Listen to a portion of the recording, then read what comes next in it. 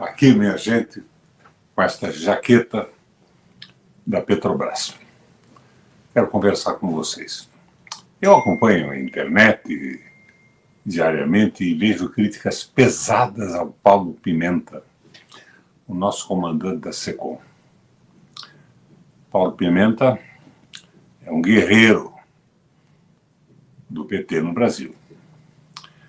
Na época das vacas magras, das dificuldades, ele estava diariamente na internet defendendo Lula, defendendo as teses progressistas do país e se colocando contra o liberalismo econômico, a Lava Jato e aquela fatalidade toda que desabava em cima de todos nós. E o pessoal diz agora, estamos com problema de comunicação.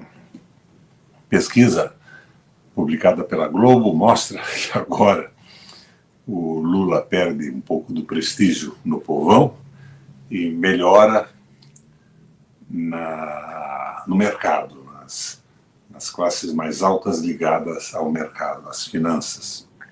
Minha gente, isso é lógico, é bíblico. Não se pode servir a dois senhores. Ou se serve ao povão, com decisão, com coragem, sem exageros que nos inviabilizem no país, nas circunstâncias que nós vivemos hoje, mas mostrando claramente que o governo é firme na defesa da soberania, dos interesses populares. E eu diria a vocês que eu vejo no Lula muitas dessas qualidades. A política externa do Brasil é perfeita. Ele não está se subordinando a nada. A multipolarização do mundo, ele tem posições firmes. A morte das crianças, das mulheres, dos civis em Gaza encontram uma análise clara e firme do Lula. Ele não é antissemita. O antissemitismo é uma boçalidade, é uma coisa absolutamente irrazoável no mundo em que nós vivemos, no século que nós vivemos. Mas nós não podemos aceitar esse massacre de crianças em nome do quê? De uma visão do Velho Testamento, do Antigo Testamento? Não, não dá. Agora, o Paulo Pimenta está fazendo o seu trabalho com acerto, com dignidade, com firmeza. Mas o problema é que o discurso bacana do Lula, e até mesmo recentemente o discurso do Haddad sobre a Petrobras, que tem que ser brasileira, tem que pensar no Brasil, e não apenas nos acionistas, é bom. Mas a prática não tem nada a ver com o discurso. A Petrobras hoje, por exemplo, está dominada pela BlackRock, pelos fundos de investimento. Erramos no passado vendendo as ações da Petrobras no mercado. 67% das ações da Petrobras são privadas, uma boa parte delas na Bolsa de Nova York. Então, é muito difícil a gente traduzir numa peça publicitária um discurso que acaba não tendo muita consistência com a realidade. Vou dar um exemplo aqui do Paraná para vocês. O Ratinho e o Bolsonaro queriam manter um pedágio que foi considerado pelo Tribunal de Contas da União, pelo Tribunal de Contas do Estado, Ministério Público Estadual e Federal, um dos maiores roubos do Brasil. Mas encerrou o período, ele parou o pedágio, tinha eleição. Ele não realizou a concorrência e abriu as estradas para que a população do Paraná, os empresários, os industriais, trafegassem gratuitamente. O Lula veio aqui, na campanha, junto comigo, e disse, vamos mudar isso. Eu farei um pedágio que não vai custar num posto de cobrança mais do que R$5. Mas, de repente, foi o Lula, em parceria com o Rato, que fez um pedágio por preços absurdos e com mais 15 praças de pedágio, aumentando a carga tributária, a carga de pagamento da economia do Paraná sobre o pedágio de forma extraordinária. O que o Paulo Pimenta pode fazer? Pode bater palma para o pedágio? O pedágio agora é do Lula. O povo sente que o pedágio está um absurdo. A mesma coisa, o apoio que o governo federal deu à venda, privatização da Copel. O que o Paulo Pimenta pode fazer? Eu vi agora a Gleisi dizendo que, atendendo apelos do Lula, vamos colocar os companheiros na rua. Eu vou junto na rua, sem sombra de dúvida. Eu acho que não dá para comparar esse período do Lula com a desgraça do bolsonarismo.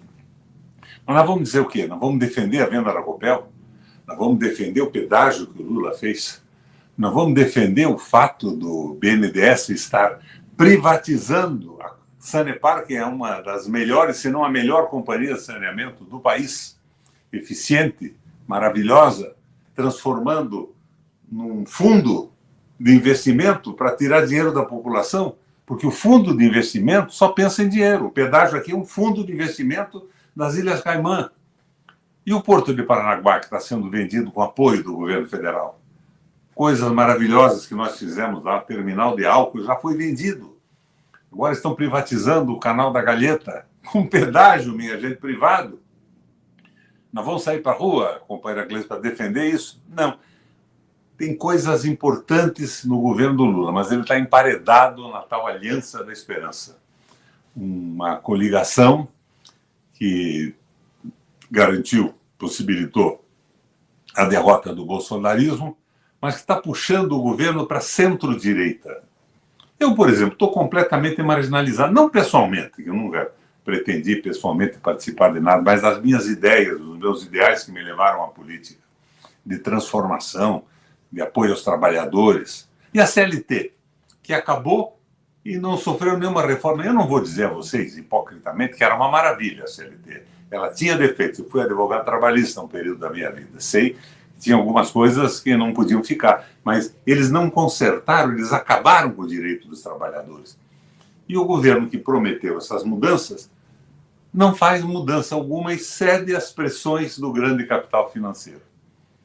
Minha gente, assim não dá certo. Quando você promete numa campanha pedágio a R$5, você abre uma expectativa. Quando você não cumpre a expectativa, você ocasiona uma decepção.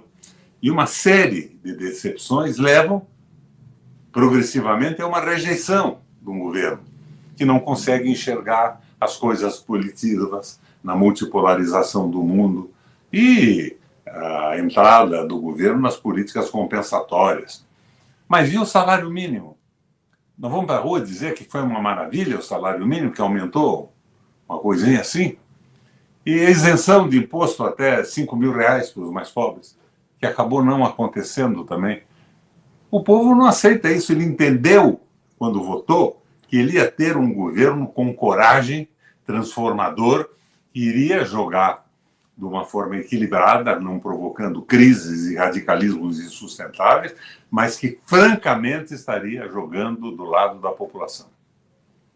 Não é possível que o governo jogue do lado do capital e esqueça o Brasil, a população, embora, eu insisto, na política externa ele esteja brilhando de uma forma positiva, e mesmo a política interna, com as políticas compensatórias, ele tem feito algumas coisas. Mas a decepção está aí. E os que criticam o Paulo Pimenta querem o quê? Que o Paulo transforme a realidade que entra pela porta e pela janela das casas? Daí a Secom diz, não, baixando o custo de vida no Brasil. Você vai num supermercado e vê que não está baixando nada, que está subindo, que o custo dos alimentos cresce a cada dia.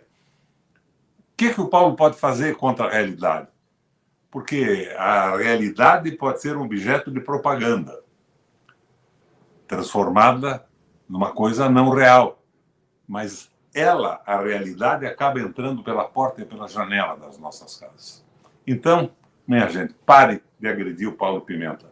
E vamos esperar que o governo enfrente com mais firmeza e decisão questões que são fundamentais para os trabalhadores, para o operariado, para todas as pessoas que não estão ligadas ao 1% que domina o capital financeiro. Senão, nós vamos continuar vendo a queda do prestígio na nossa frente da esperança e, por via de consequência, do próprio presidente Lula. Vocês me perdoem a franqueza. Eu estou aqui para tentar mostrar a minha visão da realidade e eu faço que as minhas opiniões sejam construtivas. Nós podemos mudar isso. O Lula pode mudar isso com facilidade. Mas atribuir ao Paulo Pimenta um insucesso que se traduz nas pesquisas eleitorais, quando ele não tem rigorosamente nada com isso, mas sim a prática do governo é que leva a isso, não é uma coisa muito séria. Não se pode servir a dois senhores, a Deus e a Mamon. Não se pode servir ao dinheiro e à população. Nada de crise, não imaginamos revolução num fim de semana, mas as transformações têm que ser progressivas, racionais, como o mundo está se transformando. França estatizou o sistema de energia. A Alemanha estatizou o sistema de energia. A Espanha, Portugal, o mundo inteiro. Londres e Paris estatizaram o sistema de saneamento, porque na mão de um grupo econômico se transforma num chupa-cabra contra a economia capitalista, que não pode avançar porque um grupo de exploradores tem um monopólio e se aproveita disso de uma forma extraordinária. Nós estamos na contramão disso. Mais firmeza, presidente Lula. Eu sei que a sua cabeça é generosa, a sua vida é um exemplo do que se pode fazer no Brasil. Veio lá do interior e se transformou no presidente da República, crescendo intelectualmente a cada momento. Mas agora não. Eu vejo que nós estamos entrando pelo cano, como diz a população, porque a decepção com as promessas não cumpridas e a concessão continuada ao capital financeiro estão destruindo a nossa imagem política. Um abração do Requião.